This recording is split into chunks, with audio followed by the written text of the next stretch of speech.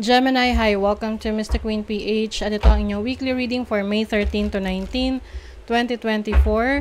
This is a general reading. Just take what resonates. Watch your Sun, Moon, Rising, Venus for other messages. And thank you sa lahat ng mga sumusuporta dito sa ating channel. Just a reminder, gamitin nyo lamang ang reading na to bilang gabay.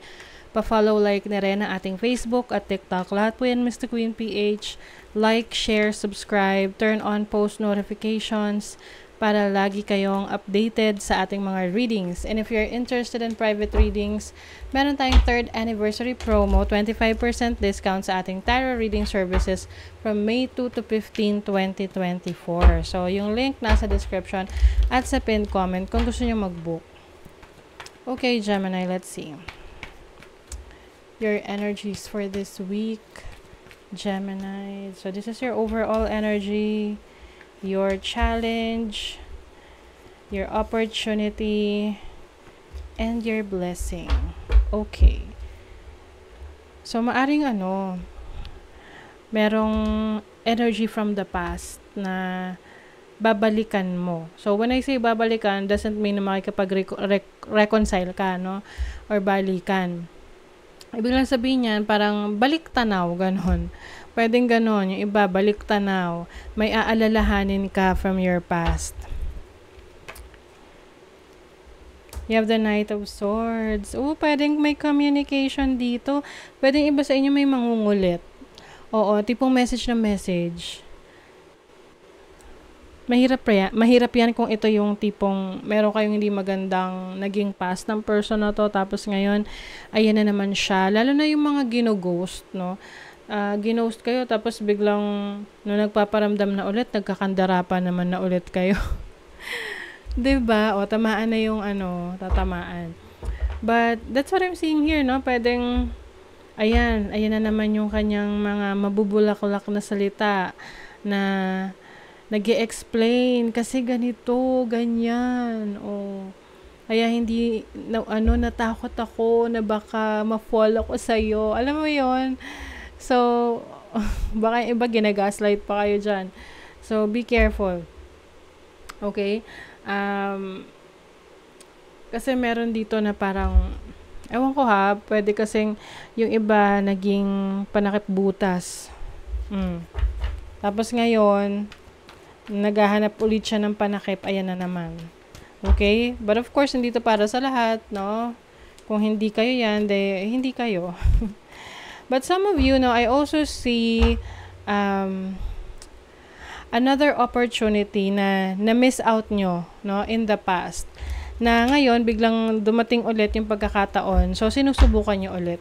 Pwedeng business opportunity to, o kaya career, trabaho, no? Na dati nag-opening tapos hindi ka nakapagpasa ng application mo. So ngayon babalikan mo siya kasi pwedeng nag-reopen. Oo. Your challenge is the Judgment card, which is about transformation and change. So yung iba sa inyo, kaya nga sinasabi ko rin kung may bumabalik na person sa buhay nyo, ito na yung time para i-reassess nyo yung sarili ninyo kung naka-move on na ba kayo? Kasi kung naging mahirap yung situation nyo with that person in the past, most likely ganun pa rin yung magiging situation ninyo. So, kailangan isipin nyo rin kung ready na ba kayo for change.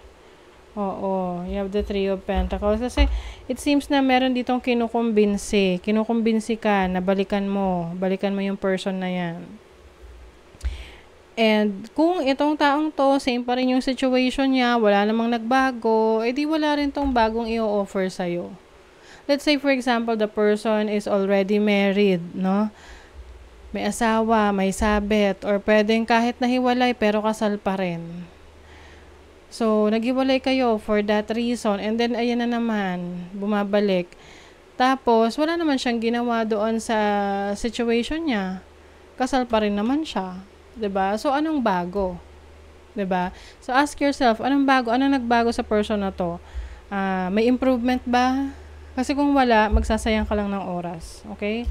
So, you have the opportunity, the Hierophant, to learn more. This is about teachings, learning. So, maaring merong person sa buhay mo na magme-mentor sa'yo, magsasabi sa'yo what's best for you. Kaya lang minsan, no, kung ano yung maganda para sa atin, makabuti para sa atin, ayaw natin eh. 'Di ba? Ayan, no. Some of you pwedeng hindi pa kayo ready to move on. Okay? Kumbaga nandun pa kayo sa state na vulnerable state. Now, kung ganon, you have to focus on yourself muna. 'Di ba? Maaring yung iba sa inyo merong nagsisimula na bagong belief system, paniniwala, can be related to your spirituality as well, to realize, no, to realize kung ano yung nangyari sa past mo na kailangan mong baguhin or i-improve para mas maganda na yung direction na tatahakin mo. Your blessing is the moon. So as a blessing, this is about your insights, your intuition, your instinct. Lalo lumalakas yung instinct mo.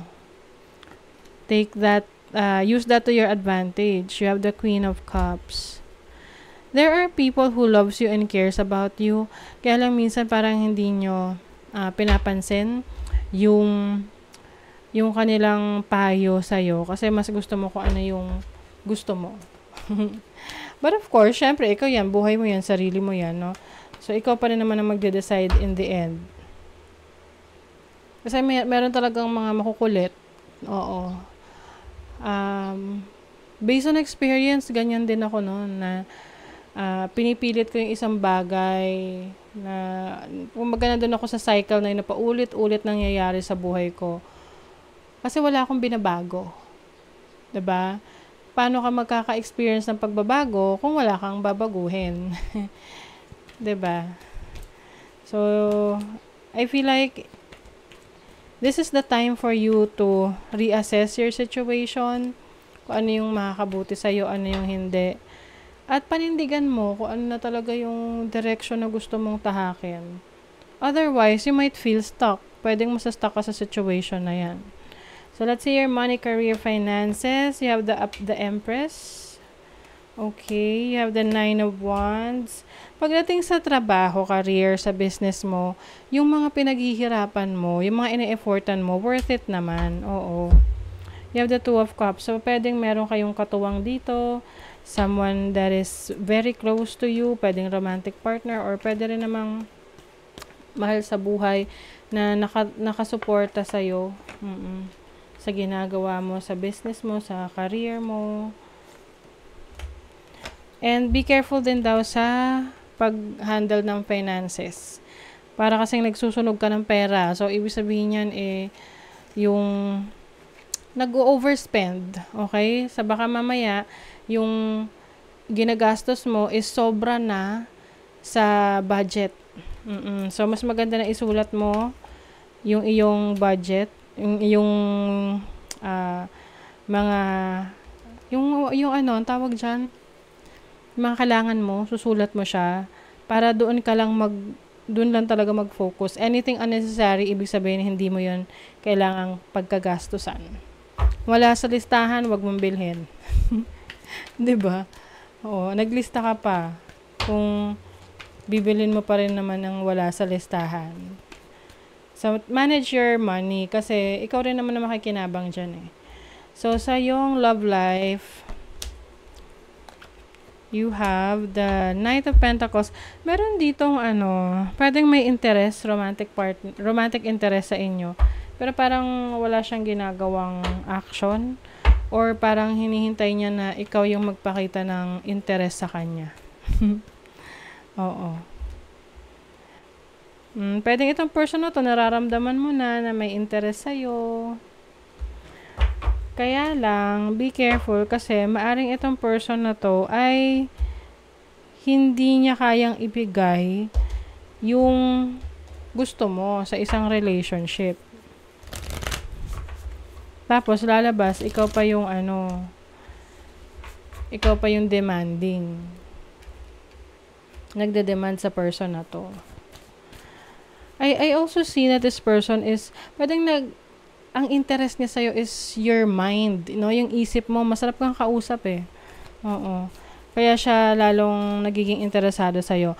But I don't think this person is committal. No? Yung ibig sabihin, magko-commit siya sa'yo. Action. Baby steps is still steps and they're better than standing still. Yes. So, kung meron kang goal, importante, you are taking action one step at a time. Tapos, hindi mo mamalayan, ayan na, makukuha mo na yung goal mo. Power. The ability to suck it up is not a superpower. Saying no is own your power. Yes, own your power. Kung ano yung dinedeserve mo, mapanindigan mo yun. Okay? So, that is your reading, Gemini. Thank you so much. Bye.